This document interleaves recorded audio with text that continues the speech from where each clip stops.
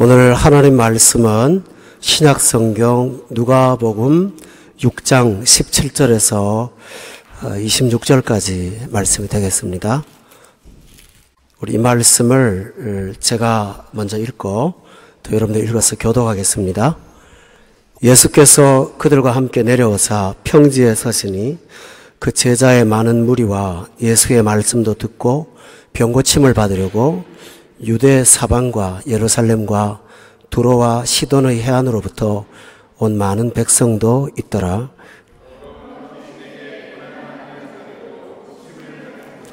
온 무리가 예수를 만지려고 힘쓰니 이런 능력이 예수께로부터 나와서 모든 사람을 낫게 함이로라.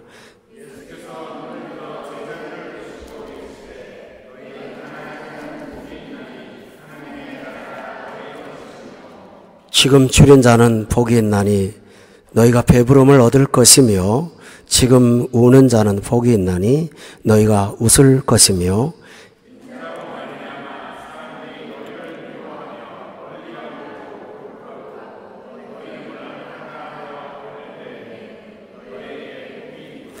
그날에 기뻐하고 뛰놀라 하늘에서 너희 상이 큼이라. 그들의 조상들이 선지자들에게 이와 같이 하였느니라.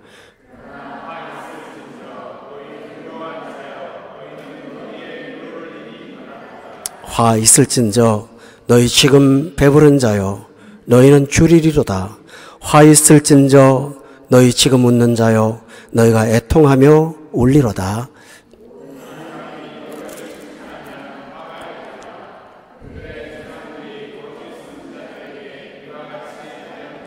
아멘.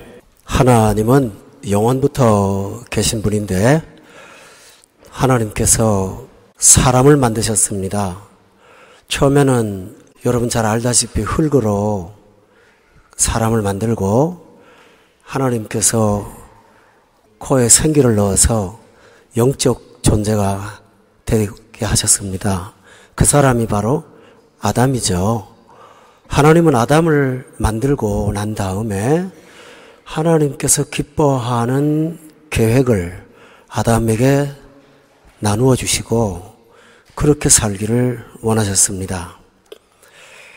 그런데 일대가 가기 전에 아담이 하나님의 계획을 벗어나서 범죄했습니다. 그리고 나서 에덴에서 추방이 되고 난 다음에 아담은 하와와 동침을 해서 가인이라는 아들과 아벨을 낳습니다. 그런데 그 형제들끼리 문제가 일어났어요. 예배를 드리는 문제로 질투를 한 가인이 동생을 돌로 쳐 죽인 것입니다.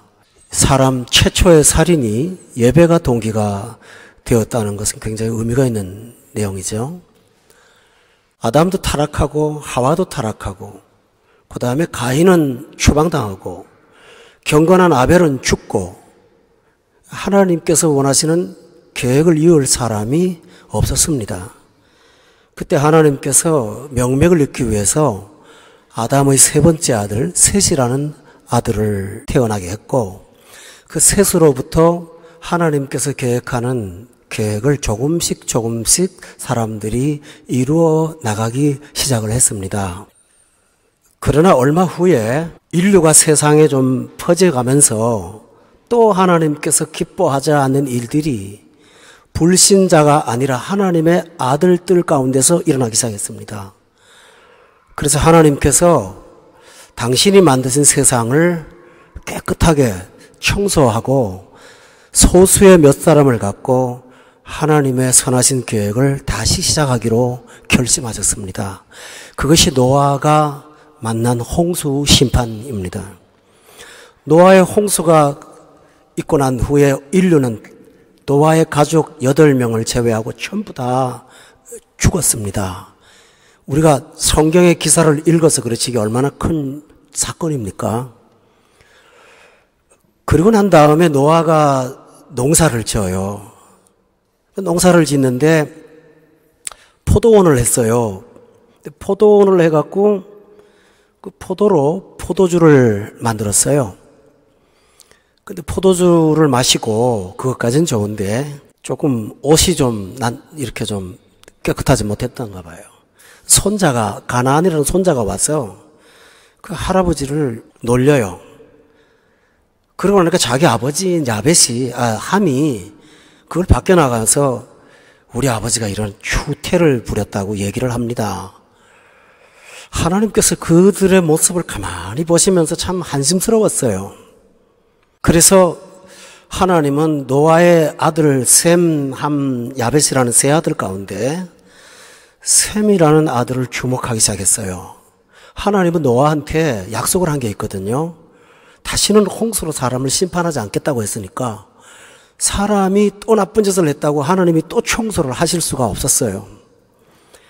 그래서 하나님은 청소하는 대신에 어떤 사람들은 신학적으로 참 어려운 말이죠. 포기하고 버리고 어떤 사람은 하나님께서 선택하기로 결심을 하신 것입니다. 그리고 나서 하나님은 셈의 후에 10대가 지난 다음에 아브라함이라는 한 사람을 하나님께서 불렀습니다. 불러서 그를 통해서 하나님의 계획을 이뤄가기로 다시 결심을 하신 것입니다. 그래서 아브라함한테 내가 너를 세워서 너의 민족을 만들고 의와 공도를 행하는 참 아름다운 나라를 건설하고 싶다. 하나님은 아브라함한테 그 계획을 얘기하셨습니다. 그러면서 하나님께서 말씀하시기를 너를 통해서 그 뜻을 계승해 나가는 사람들이 하늘의 별처럼 많고 바다의 모래처럼 많을 거라고 약속해 주셨습니다. 그런데 그 약속과는 너무나 다르게 아브라함 나이가 100세가 가까우도록 자녀가 없는 것입니다. 그러다가 하나님께서 기적적인 출생으로 이삭을 세상에 보내주십니다. 물론 아브라함은 그 전에 육신적인 방법으로 다른 아들을 생산을 했습니다만 하나님은 그 아들을 원치 않으셨어요. 왜냐하면 아브라함 시대 때부터 하나님은 선택함으로 사람을 통해서 하나님의 일을 하기를 원하셨어요. 그래서 아브라함이 선택됐고 이삭이 선택됐고 그 다음에 이삭은 쌍둥이를 갖게 됐습니다. 그런데 하나님이 같은 뱃속에 있는 두 형제라도 큰아들 에서를 원치 않고 야곱을 원한 겁니다. 성경에 보면 성품으로는 에서가 조금 더 낫습니다. 남자답고 사람 괜찮아요. 그런데 하나님은 야곱을 통해서 일을 이루시겠다고 하신 것입니다. 그래서 나중에 야곱은 우여곡절 끝에 아들을 12를 낳습니다. 그리고 그 아들 하나하나가 이스라엘의 어떤 기초가 되기 시작했습니다. 그래서 그걸 일컬어 12지파라고 그렇게 말을 합니다. 그들이 소수였을 때 하나님은 이집트라고 하는 거대 나라에 그들을 옮겨서 거기서 60만이라는 큰 민족이 될 때까지 하나님은 430년 동안 그들을 거기서 양육을 했습니다. 그리고 그 60만을 하나님께서 하나님의 나라를 세우는 하나의 공동체로 생각하시고 그들을 훈련시키기로 작정하셨습니다. 그 훈련의 기간은 40년입니다. 그리고 훈련의 장소는 광야, 아무것도 없는 사막 한복판입니다. 그곳에서 하나님은 첫 번째 훈련으로 하나님이 누구신가를 보여주었습니다. 기적을 통해서 하나님이 누구신가를 보여주고 모세오경이라는 성경을 통해서 하나님의 마음을 그들에게 주었습니다. 그리고 약속하시기를 아브라함에게 약속한 가나안 땅에 들어가서 이 모세오경에 나오는 법대로만 살면 너는 젖과 꿀이 흐르는 땅에서 풍요를 누릴 것이라고 약속해 주셨습니다. 아무것도 원치 않으셨어요. 가서 착하게만 살아라. 그럼 너는 복된 사람이 될 것이다. 그러나 가나안 땅에 들어간 이스라엘 백성들은 가나안을 점령하는 것이 아니라 가나안을 군사력으로는 점령했지만 종교적으로나 정신적으로는 오히려 그들에게 점령을 당했습니다. 그래서 그들은 이스라엘화 시킨 것이 아니라 이스라엘 사람이 가나안화 되고 말았습니다. 그들의 풍습, 그들의 우상숭배, 그들의 못된 비윤리적인 습관, 이 모든 것을 다 그들은 수용을 했습니다. 하나님 마음 굉장히 슬펐습니다. 그래서 하나님께서는 그들을 또 갈라내고 또 선택하지 않으시고 하나님은 그때부터 여러분 이름 아시죠? 선지자라고. 선지자라는 독특한 어떤 직분을 가진 메신저를 보내서 그들한테 자꾸 깨우칩니다. 하나님께서 이렇게 하면 안 돼. 똑바로 살아. 하고 하나님께서 자꾸 그들을 통해서 깨우치는데 이 완악한 이스라엘 백성들은 자신들한테 바르고 참된 진리를 전하는 거북스러운 불편한 진실을 말하는 선지자들을 어떤 사람은 칼로 베어 죽이고 감옥에 집어넣고 때로는 굶겨 죽이고 이런 비참한 일들을 했습니다. 그러자 하나님께서 요엘이라는 선지자를 통해서 도저히 안 되겠다. 이 기원전 BC의 세계는 이렇게 끝나고 하나님은 새롭게 다가오는 세계에서 하나님의 나라를 건설할 것을 또 계획을 하셨습니다. 그리고 오랜 세월이 지난 다음에 서기 2000년 전에 이 땅에 하나님께서 직접 사람의 몸을 입고 이 땅에 오셨습니다. 그리고 나서 그분은 30년 동안 가정생활을 하시고 공생의 첫 번의 세례를 받고 시작을 하셨는데 그 시작을 하면서 하나님의 계획을 그때부터 이루어가기 시작했습니다. 하나님께서 예수님을 통해서 어떻게 이루어 가시는가 하면 어떤 날은 바닷가에 갔습니다. 그래서 고기 잡는 사람 중에 몇 사람을 불러요. 두 말도 하지 않고 나를 따르라 그러는 거예요. 또 어떤 사람은 세관에서 공무일을 보고 있는데 예수님께서 가셔서 날 따라오라고. 그래서 그를 불렀습니다. 그리고 어떤 사람은 전도하고 어떤 사람은 또 여러 가지 방향으로 예수님께서 특별한 사람 불러 모았는데 그 사람들이 바로 12명의 제자입니다. 이해가 되시죠? 구약의 12지파 갖고 계획하시던 하나님께서 12제자를 통해서 새로운 세계를 건설하기로 작정하시고 그들의 이름을 우리 한번 따라합시다. 제자라고 부르셨습니다.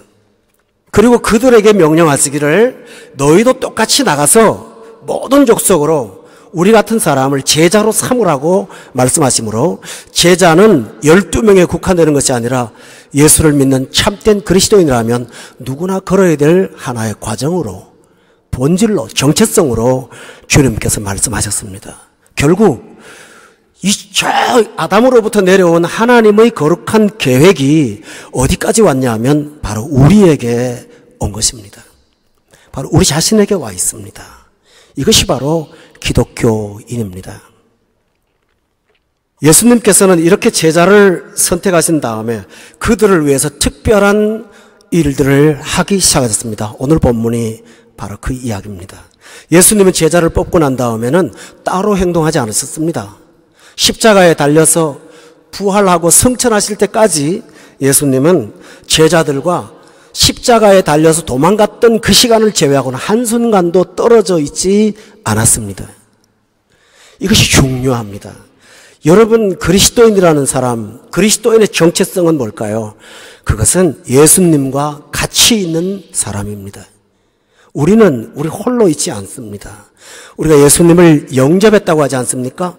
영접했다는 말은 어떤 뜻입니까? 그분의 존재를 내가 모셨다라는 뜻입니다. 예수님께서 내 안에 오셔서 나와 동행을 하신 것입니다. 그래서 오늘 본문에 보면 17절에 예수께서 그들과 함께 내려왔다고 했습니다. 그리고 예수님은 제자들과 함께 오셔서 처음에 찾아간 곳이 어딘가 하면 17절에 보십시오. 거기 보면 어떤 많은 무리를 만났습니다. 그 무리가 누굽니까? 병고침 받기 위해서 질병에 걸린 사람들이 예수님을 찾아왔는데 제자들과 함께 그들을 만났습니다. 성도 여러분, 예수님과 찾아간 첫 번 장소가 그 제자들을 행복하게 하는 자리가 아니고 그 제자들이 치료하고 그 제자들이 그 고통을 해결해주고 그 제자들이 그 가난하고 힘없는 자들에게 도움이 되는 그 자리에 주님께서 제자들을 데리고 가셨습니다. 이것은 그리스도인은 두 번째로 예수님과 동행하는 사람일 뿐더러 그리스도인은 소명을 받은 사람이라는 사실입니다. 우리 한번 따라합시다. 소명의 사람. 저는 오늘날 중요한 설교를 하고 있습니다. 예수 믿는다고 하는 것을 오늘날 우리는 다시 한번 본질을 찾아봐야 되는 시점에 와 있습니다. 그래서 믿는 게 뭐냐? 예수님과 동행하는 거다. 예수님과 동행하는 제자는 왜 부름받았나? 그들은 행복을 위해서 부름받은 거 있습니다. 그렇지만 1차적으로 병 고침 받고자 주님밖에 없어서 찾아오는, 말씀 듣기 원하는 그 영혼들을 향하여 보냄을 받은 사람들입니다. 그래서 제자들을 일컬어 사도라고 그렇게 말합니다. 여러분 정말 기독교인이라면 나의 행복, 내 이기심을 충족시키는 만족감을 우선시할 것이 아니라 주님께서 나를 데리고 가시는 그 자리가 어딘가 하는 것을 찾아봐야 될 줄로 저는 믿습니다. 제가 첫 목회지가 오늘 본문에 나오는 17절에 그 무리들이었습니다. 학교에서 장애인에 관한 논문을 써갖고 졸업을 했습니다. 그리고 장애인 목회를 했습니다. 예배당도 짓고 또 그 장애인들은 팔도 없고 다리도 없고 이런 사람들과 함께 12년을 목회했습니다. 일반 교회에서 사역하는 것과 그 사역은 차이가 많았습니다. 결코 쉽지 않았어요. 근데 저는 그때 목회하면서 저분들이 정말 목회자가 필요하고 하나님의 말씀이 필요하구나 이렇게 생각했습니다.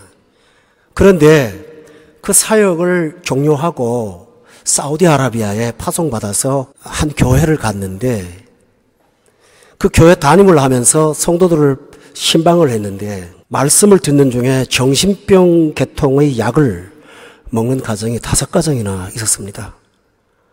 그들은 건강하고 직장도 그럴듯하고 자녀들도 공부 잘하고 특별히 문제가 없는 듯 보였습니다마는 정신적인 질병은 오히려 육체의 질병보다 더 황폐한 것을 저는 봤습니다. 성도 여러분, 우리가 오늘 본문을 통해서 우리의 삶의 자리, 소명의 자리가 특별히 팔다리가 없는 장애인들을 향한 곳이다라고만 생각하지 마십시오. 오늘 정신적인 장애로 고통을 당하는 사람들이 우리 주변에 얼마나 많은지 모릅니다. 어쩌면 그게 더 힘들 수도 있어요. 저와 여러분은 그 자리에 보냄받고 부름받은 사람이라는 사실을 기억하시기를 바랍니다. 이 소명을 기억할 때 우리가 신앙생활을 왜 해야 되는가 하는 것을 발견할 수가 있습니다. 그러나 부담으로만 갖지 마십시오. 예수님께서 제자들을 처음 데려가서 이 사람들을 좀 어떻게 해주라고 말씀하신 거 없습니다. 그들은 예수님을 구경했고요. 예수님은 그들을 치료했습니다. 그런데 그들이 정말 보지 못했던 새로운 것을 경험했습니다. 그게 뭔지 압니까? 본문 19절에 보면 참 귀한 말씀이 하나 있어요. 능력이 예수께로 나와서 모든 사람이 낫게 되더라는 거예요. 여러분, 오늘날 현대의학이 아주 발달했잖아요. 병원에 가면 과거에는 치료도 못했던 암 등등 이런 불치병들을 치료하기도 합니다. 그러나 예수님의 치유 방법과 근본적인 차이가 하나 있습니다. 그게 뭘까요? 아무리 좋은 의술을 가지고 있다 할지라도 의사는 능력이 그 내면에서 나오진 않습니다. 그분은 도구를 갖고 치료합니다. 약을 갖고 치료합니다. 그런데 예수님은 치료가 그분께로부터 나왔습니다. 이것이 능력자이고 이것이 구원자이십니다. 그러면 제자들한테 예수님이 그걸 보여주니 내가 따라가는 그분이 이렇게 귀한 분이구나 하는 것을 알고 참 좋아했겠죠. 그러나 그것이 나하고 상관이 없다면 제자의 삶은 얼마나 고단한 삶이 되겠습니까? 그런데 예수님은 이 능력을 제자들에게도 나누어 주십니다. 이 9장을 한번 보시기 바랍니다. 누가복음 9장 말씀을 다 같이 한번 1절입니다. 읽어볼까요? 자, 시작. 12제자를 불러 모으사 모든 귀신을 제어하며 병을 고치는 능력과 권위를 주셨다라고 되어 있습니다. 예수님이 능력을 가지고 치료하셨는데 예수님은 제자들을 불러서 이렇게 교훈적으로 살아라고 말씀하지 않고 그들에게 능력을 공급하셨습니다. 이거 대단한 일입니다. 예수님의 제자가 된다라고 하는 것은 바로 하나님으로부터 이 능력을 덧입는 사람 될 수 있다고 하는 이 엄청난 일에 하나님께서 우리를 부르셨습니다. 사랑하는 교우 여러분, 여러분 자신의 무한한 가능성 말하는 게 아닙니다. 긍정적인 사고를 말하는 것이 아닙니다. 주께서 믿는 자들에게 이러한 특별한 은혜를 주셔서 여러분의 따뜻한 말 한마디가 절망에 빠진 사람을 일으킬 수 있도록 하나님이 여러분을 쓰십니다. 여러분이 고통받는 사람에 가서 그들의 눈물을 닦아줄 수 있는 힘이 있을 수 있습니다. 이화여대 석좌교수인 이어령 교수께서 그런 말을 했어요. 예술가나 문학가는 해답을 주는 사람이 아닙니다. 질문을 주고 있는 것을 표현할 뿐입니다. 같이 아파하거나 같이 슬퍼하는 것밖에는 하지 못합니다. 그러나 예수님의 제자는 슬퍼하며 그들의 슬픔을 해결할 수 있도록 주님께서 능력을 부여해 주십니다. 그래서 예수님의 제자들은 예수님이 승천하신 다음에 이런 말을 했습니다. 나에게 은과 금은 없어. 그렇지만 나한테 있는 것이 있거든. 내게 있는 것 하나 있는데 예수 이름 있어. 내가 그거 주겠어. 그러니까 일어나 걸으세요 하고 자신 있게 명령할 수가 있었습니다. 예수님은 몸에서 스스로 능력이 나왔지만 제자들은 그 능력이 나오시는 예수님의 이름을 사용할 수 있도록 힘을 주신 것입니다. 여러분 오해가 없기를 바랍니다. 우리가 신적인 존재가 돼서 우리한테 치유의 능력이 존재하는 것 아닙니다. 우리가 믿는 예수 이름이 그를 낫게 하는 것입니다. 여러분이 예수를 믿는다면 우리는 불완전한 사람들이고 문제가 많은 사람들이지만 주께서는 얼마든지 가능케 하실 수 있다는 사실을 여러분은 가지셔야 됩니다. 오늘 누가복음 6장과 9장에 나오는 내용은 여러분 제자들이 12명이 부름받았어요. 훈련받아요. 십자가 예수님 달릴 때 다 도망가요. 실패해요. 그렇죠?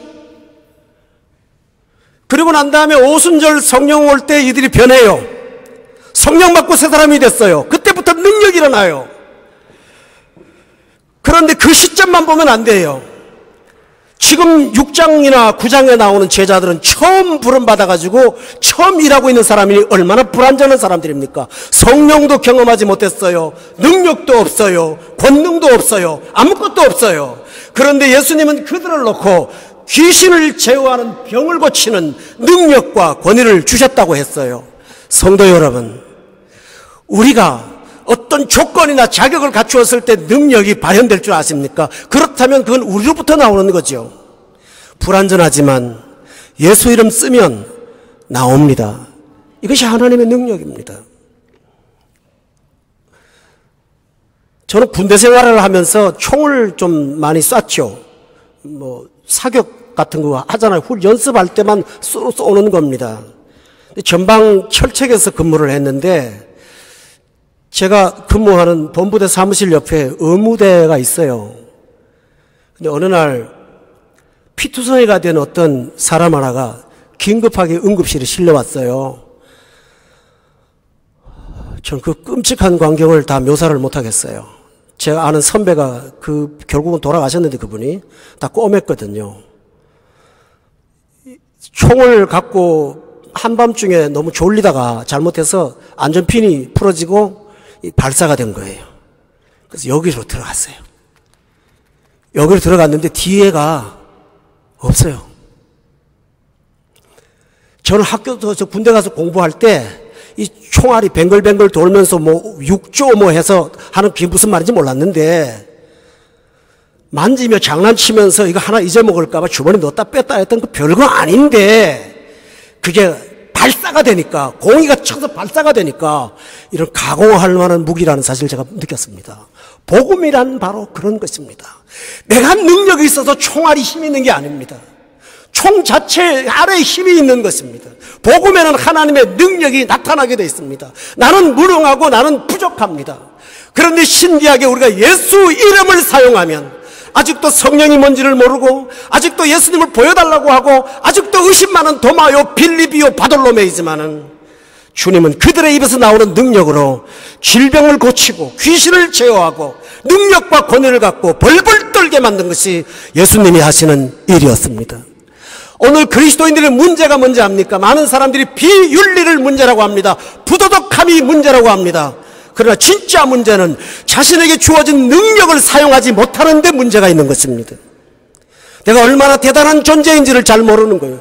하나님께서 아브라함을 불렀을 때도 온 세상의 계획을 말씀하셨는데 제자를 예수님이 3년 동안 길어놓고 난 다음에 능력을 공급하신 것 특별한 겁니다. 여러분, 제자란 이런 것입니다. 제자의 길은 헌신과 희생을 요구하는 것이 아니라 능력을 맛보고 경험하는 자리입니다. 할렐루야. 성도 여러분이 이 제자로 주님 앞에 부름받았다는 사실에 대해서 좀 긍지와 자부심을 회복하시기를 주의 이름으로 축원합니다. 또 하나 예수님은 오늘 6장 20절 이하로 제자들을 일컬어서 우리 한번 따라할까요? 복 있는 사람. 여러분은 복 있는 사람이라고 말씀하셨어요. 여러분 기억합니까? 하나님께서 아담을 제일 먼저 창조했을 때 제일 먼저 하신 말씀이 뭔지 압니까? 복을 주어 가라사대 땅에 생육하고 번성하고 땅을 정복하라고 말씀하셨어요. 기억합니까? 세상을 홍수로 심판한 다음에 노아가 나왔을 때 하나님께서 가장 먼저 한 일이 뭔지 압니까? 홍수 후에 노아에게 그들에게 복을 주어 가라사대 생육하고 번성하라. 하나님은 선택한 사람한테 가장 먼저 복 주십니다. 아브라함 불러서 제일 먼저 하는 일이 뭔지 압니까? 여러분 성경 다 기억나죠? 아브라함 불러서 제일 먼저 하는 말이 내가 너를 복의 근원이 되게 할 것이라고. 기억나시죠? 하나님은 부르고 난 다음에 제일 먼저 부담을 주는 것이 아니라 복을 주십니다. 그것이 하나님 하는 일입니다. 성경 요한계시록에도 보면은 제일 끝에 이 글을 읽는 자와 지키는 자와 듣는 자가 복이 있다 하심으로 복에 대한 말씀은 주님께서 하나님이 쓰신 것입니다. 그러므로 부름받은 사람한테는 하나님이 복을 주십니다. 이 복에 대한 눈을 뜨지 못하면 이 복을 받았다는 사실을 알지 못한다면 우리는 기독교 생활 자체를 부담으로만 여기고 여러분이 추구하는 복은 바깥에 나가서 얻는 것으로 착각을 하게 됩니다. 거기서 문제가 생기는 것입니다. 다시 한번 따라할까요? 제자는 복 있는 사람입니다. 그런데요, 이 제자가 받은 복은 세상에서 말하는 일반적인 복하고는 다르기 때문에 영의 눈이 열려야 그 복의 실체가 나타납니다. 영의 눈이 몰리지 않은 사람은 복이 아니라 그게 화입니다. 그래서 오늘 본문에 보면 복에 대한 얘기가 전혀 와닿지 않는 얘기입니다. 저는 오늘 이 설교를 준비하면서 3일 동안 참 마음이 곤고했어요. 이거 어떻게 와닿게 할 수 있을까? 그게 참 저한테 아주 난제였는데요. 들어보세요. 첫 번째 복이 뭐냐 하면 가난한 사람 복이 있대요. 어떤 분은 가난한 게 불편한 거라고 그래요. 근데 그건 가난을 몰라서 그러신 거고요. 가난은 공포예요. 가난은 두려움이에요. 무서움이에요. 저는 그 가난을 좀 알아요. 그런 고통의 삶을 아는 사람한테 가난한 자가 복이 있다는 거 현대사회에서 도저히 맞지 않아요. 그러니까 제자는 복이 있는데 그게 복이 아니에요. 여러분의 영성을 향하여 제가 좀 물어보겠습니다. 여러분 정말 가난한 자가 복이 있을까요? 그러니까 어떤 분은 이건 영적이고 내면의 세계의 어떤 가난함을 말합니다 라고 말해요. 맞습니다. 그거는 그런데요, 마태복음 5장에 나오는 산상수훈의 복입니다. 거기서는 분명히 심령이 가난한 자는 이렇게 되어 있습니다. 근데 오늘 본문에 보면은 노시 가난한 자라고 지시대명사가 되어 있어요. 이 너희가 누구예요? 병들었는데 치료를 할 돈이 없어요. 예수님 앞에 와가지고 예수님 붙잡으려고 애를 써요. 그거라도 살아야 되니까.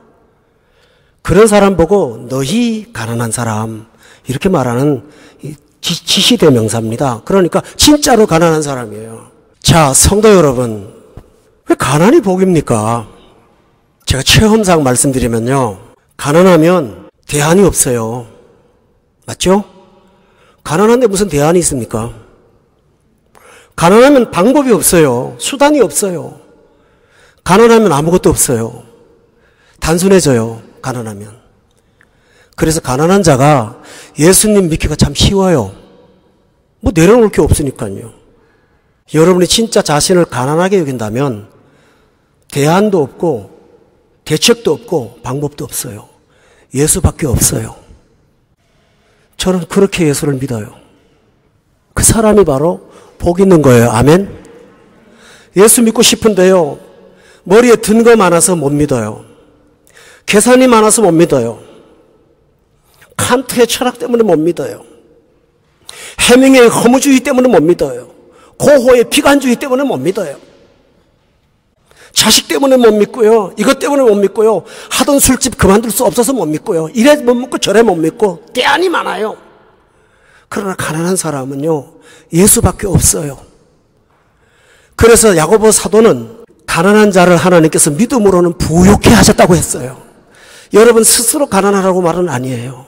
사실은 여러분 가난한 사람이거든요. 우리가 부하면 얼마나 부합니까? 우리 생활 가운데 넉넉하게 사는 사람이 얼마나 돼요? 자신도 모르게 착각 속에 빠져있기 때문에 가난이 없는 거예요. 그러나 예수밖에 대안이 없다고 생각하면 그때부터 믿음은 정말 순수해집니다. 할렐루야. 이게 복 아니겠어요? 없어서 예수 믿기 쉬운 거, 이거 복 아니겠어요? 제가 신학교 출강을 하면서 몇 군데 강의를 했습니다. 근데 작은 학교도 있고 좀 규모가 좀 괜찮은 학교도 있고, 근데 우리 교회로 부임할 때 문제가 생겼어요. 큰 학교에는 조직신학 교수들이 많이 있어요. 대안이 있거든요. 그러니까 뭐 다음 학기 제가 강의 못합니다. 그러니까 그래요. 인사하고 끝났어요. 근데 조그만 학교는 학생들이 벌써 울기를 시작하고 슬퍼하고, 그 학생 처장은 날 붙잡고 너무 마음 아파하고, 그래서 다른 학교는 인사 안 가고 그 학교의 처장님한테는 우리 집사람하고 같이 가서 인사를 드리고 공항에서 출국을 했습니다. 대안이 없으니까 사랑받았던 거예요. 제가 잘나서가 아니고. 성도 여러분, 여러분이 진정 예수 외에 없습니다. 정말 예수 외에는 아무것도 없습니다. 오직 예수밖에 없습니다. 이 마음 들어갈 때 여러분에게 잠잤던 불이 일어날 줄로 저는 믿습니다. 가슴이 뜨거워질 거예요. 또 하나 누가 복이 있습니까? 21절에 보니까 줄인 자가 복이 있다고 했습니다. 여러분, 배고픈 사람이 어떻게 복이 있습니까? 여기서 줄였다는 말은 한 끼 먹지 않아서 배고팠다 그거하고 다릅니다. 근본적인 영양 결핍을 말하는 겁니다. 온몸에서 영양이 결핍된 거예요. 줄인 자가 복이 있는 거예요. 세상은 배부른 자를 복이 있다 하지 줄인 자를 복이 있다 하지 않아요. 그런데 예수님은 제자에게 줄임으로의 복을 주셨어요. 근데 이게 얼마나 큰 은혜인지 압니까? 제가 신학교를 들어왔을 때 처음에 담임 목사님 계실 거 아니에요. 전 따라다니는 부교육자였으니까. 그 목사님 느헤미야서라고 하면 저는 신약을 찾아놓고 다 찾은 척하고 있었습니다. 그렇게 바보가 답답한 사람이었거든요. 근데도 그 창피를 당하고 권사님 앞에서 전도사님 그쪽이 신약이에요. 그건 구약인데요. 부끄러워서 수정을 하고 나와서 얼굴이 뻘개고 집에 왔는데도 불구하고 성경이 맛이 없어요. 와닿지를 않는 거예요. 너무너무 답답했어요.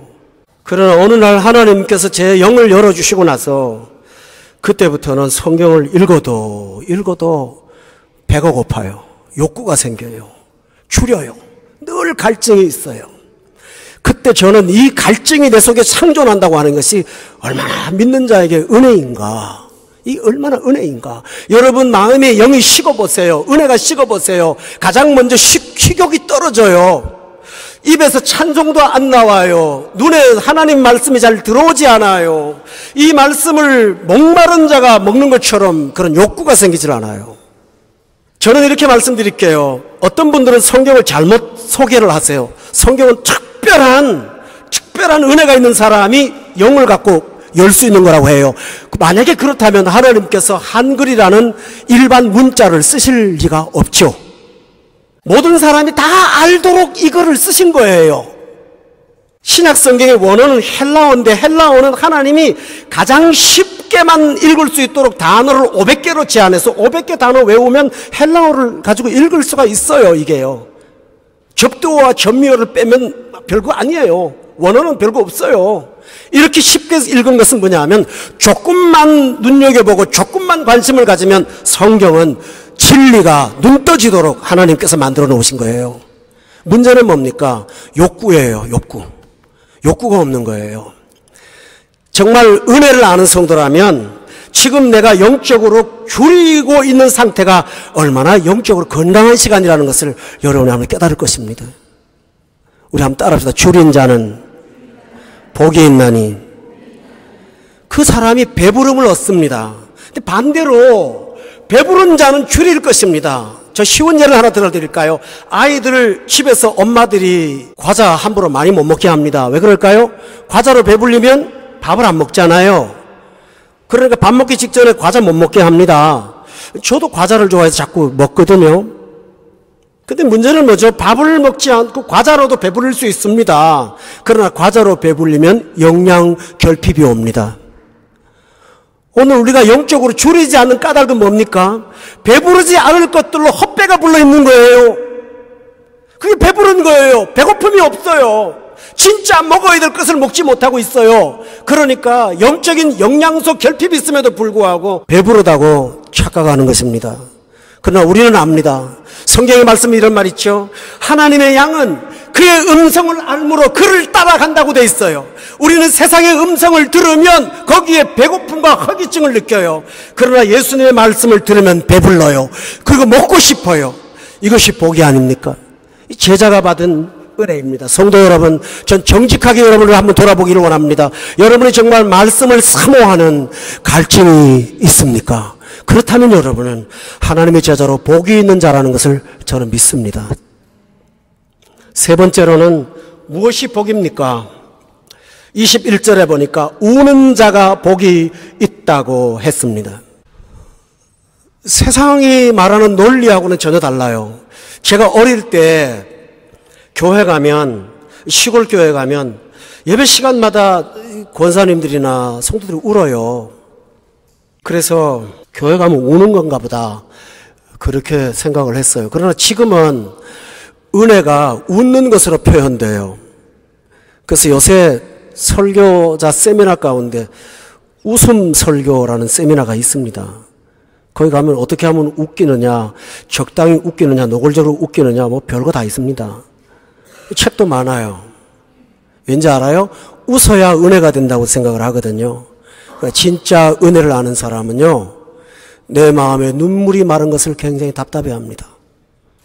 예수님이 말하신 마음밭이 4가지가 있었는데 아마 아실걸요. 길가, 그 다음에 돌밭, 그 다음에 가시밭, 그 다음에 옥토지요.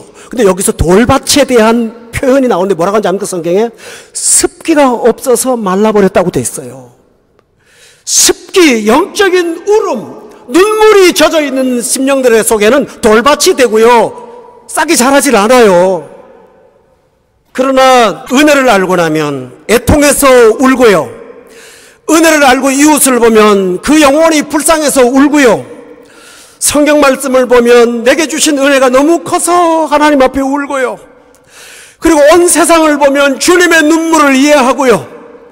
그래서 시편 기자는 말하기를 하나님께서 우리를 양식으로 먹이시는데 다량의 눈물 양식으로 먹이신다고 말씀하셨어요. 사랑하는 교우 여러분, 여러분이 은혜 받을 때마다 눈물이 회복되기를 얼마나 원하십니까?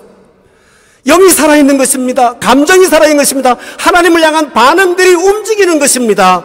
그것이 바로 복이 아니겠습니까? 그게 복입니다. 거기서 내 영성을 자라가는 거예요. 요즘 아주 유명한 말 가운데 좀 시간이 길었습니다만 이해하십시오. 썰렁 개그라는 말 들어보셨습니까?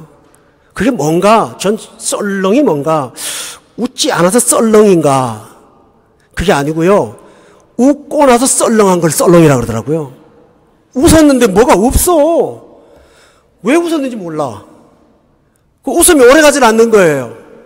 이 세상의 웃음은 썰렁 개그거든요. 썰렁 개그로 살기를 원하십니까? 그러나 눈물은 그렇지 않습니다. 깊은 내면의 세계에 들어가서 우리의 영혼을, 독소를 다 씻어내는 힘이 있습니다. 그 울음이 내 속에 상존할 때 그 자가 바로 복 있는 자입니다. 성도 여러분, 왜 복 있는지 아세요? 24절에 보세요. 부요한 자들은 너희의 위로를 이미 받았다고 했어요. 그러나 우는 자는 웃는 날이 있을 거라고 했어요. 이 말이 무슨 말이냐 하면요, 세상살이에 좀 젖어든 사람들은, 마음이 곤고하지 않은 사람들은, 하나님 말씀 듣지 않아도 괜찮은 사람들은 자기 수준의 위로를 갖고 있어요. 여기서 중요한 말은 너희는 너희의 위로가 있다는 거예요. 여러분, 내가 힘들면 위로는 다른 데서 와야 되잖아요. 근데 내가 힘들 때 자기 위로가 있어요. 너희 위로. 그 위로가 뭡니까? 아유, 됐어. 팔자소간이야. 세상 다 그렇지 뭐. 하고 자기가 스스로 다운시켜서 조용한 자포자기에 들어가는 것입니다. 그러나 예수 믿는 사람은 내 마음속에는 내 위로 갖고는 절대 만족하지 못합니다. 우는 자는 하나님이 닦아주시는 하나님의 위로가 있습니다. 마지막으로 누가 복 있는 사람입니까? 오늘 여기 22절입니다. 다 같이 한번 읽어볼까요? 시작.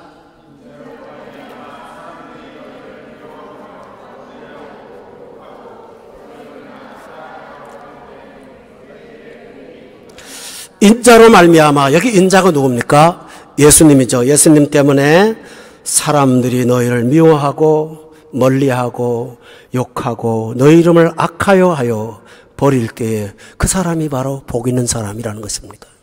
여러분, 사람이 살면서 스스로가 어떤 자기가 믿고 있는 어떤 사상 아니면 어떤 믿음 때문에 박해를 받는다고 할 때는 그 사람의 사상은 누가 건드리지 못하는 힘이 있습니다.